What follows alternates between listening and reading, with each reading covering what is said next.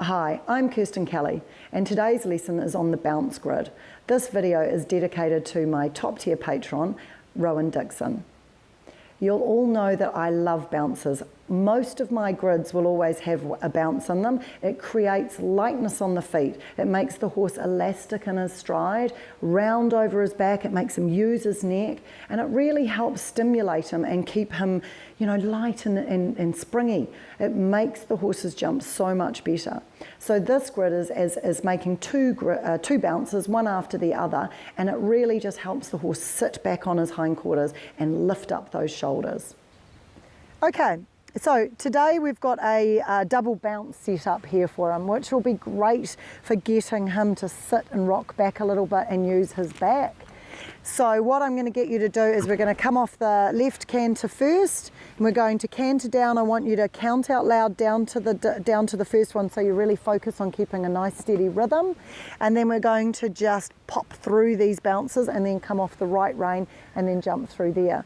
Now, if he was less experienced, what I would do is lie the second and third element on the ground so he can just kind of pop over them first. But I think he would be fine just to canter straight down, like they are now. So remember, nice rhythmical bouncy canter. Make sure that he's not too quick so that you just really concentrate on that rhythm. Okay, away we go. So as you're coming round the corner, your eyes up, look where you're going, think of your 6 strides. 1, 2, 3. Good boy. Good, let's come one more time. Keep relaxing down into your heel. That's it, bending your elbows just a little bit more. Eyes up, look early. Think of your 6 strides. 1, 2, 3, 4, 5. Good boy, well done. Walk and rest. So what we've got here is 3.5 meters to 3.5 meters. If you want that in feet, written at the bottom of this video is a link to all of the distances. Much better. So the distance in was a little bit on the longer side, but it was in a perfect rhythm. And so there's a couple of different things you can do with this. You can build the last element up as a vertical and the central one. I always leave the first one as an X just to get you in there. But if you want to make it an exercise without actually the height, by lifting the arms up, encourages the horse to bring his knees up and rock back a little bit more effectively than if you just made a bigger fence. So for right now, I'm going to just lift the arms to make it a little bit harder for him. Remember that if your horse is a bit green, by lifting the arms up makes it a lot more imposing and it will back them off a little bit more. So just be careful with how much you crank up the arms. So again, you come round the corner, you look early. You find your 6 strides. Very nicely done, good. So you could drop a bit more weight down into your heel, but I had a really nice rhythm all the way to the fence, and he stayed round over his back and nice and light on his feet.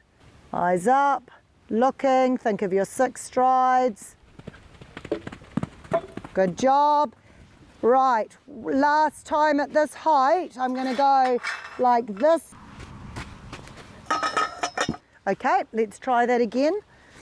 So you'll see these arms are much higher now, so it will really squeeze him up into the center of the fence. Good boy. So you see how much more effort he had to put in to bringing those legs up. So now instead of crosses, we're just trying it with some bigger fences. Both have lots of value. I like doing a variation of the both.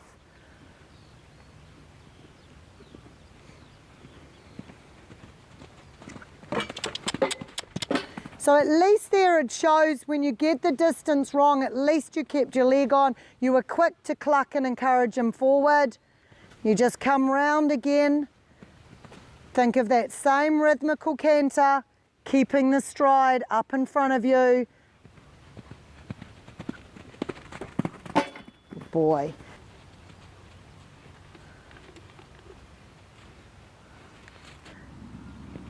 One, 2, 3.